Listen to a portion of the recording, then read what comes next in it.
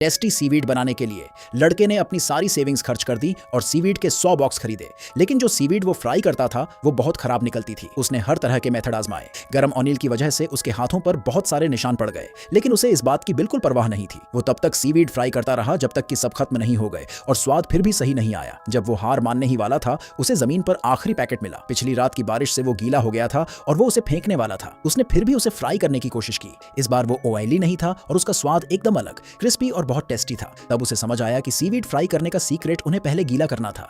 इसलिए उसने उस मेथड से एक नया लॉट तैयार किया और वो सीवीड बहुत पॉपुलर हो गई। उसने जल्दी से अपना प्लान हाथ पर लिखा कि 1 साल में 1 मिलियन पैकेट बेचने हैं। लेकिन अचानक उसके पिता का फोन आया। उसका परिवार कंगाल हो गया था और उन पर 40 मिलियन का कर्जा था। उस समय वो एक शब्द भी नहीं बोल पाया, यहाँ तक कि उनका घर भी जब्त कर लिया गया था। उस कर्जे को चुकाने के लिए उसे कम से कम 40 साल काम करना पड़ता। जब वो घर वापस आया और उसने फोटो एल्बम देखा तो उसे समझ आया कि उसके पेरेंट्स पर कितना प्रेशर था। उसने उनकी मदद करने का वादा किया। एक दिन वो एक दुकान पर स्नैक्स खरीदने गया और बाहर निकलते समय उसने एक प्लास्टिक बैग देखा जो बिल्कुल उसके बैग जैसा था। उसने मुड़कर देखा कि उसी सड़क पर 3 स्टोर थे। उसे एक बड़ा आइडिया आया। उसने अपने पिता का सूट पहना और स्टोर की कंपनी की डायरेक्टर से मिलने गया। लेकिन सीवीड देखते ही उसने उसे सीधा मना कर दिया। उसने कहा कि पैकेजिंग बहुत गंदी है और उसे बिना टेस्ट किए ही वहां से निकाल दिया। उसने नई पैकेजिंग बनाने के लिए एक डिजाइन कंपनी को काम पर रखा और उसके साथ फिर से कंपनी गया। लेकिन रिसेप्शनिस्ट ने कहा कि डायरेक्टर मीटिंग में है। उसने सुबह से रात तक इंतजार किया, लेकिन डायरेक्टर उससे मिलना नहीं चाहती थी। आखिर में वो दुखी होकर वहां से चला गया और सीवीड लिफ्ट में ही छोड़ दी। लेकिन अगले दिन उसे वापस फोन आया। पता चला कि एक वर्कर को वो सीवीड मिली थी। उसने कुछ पैकेट टेस्ट किए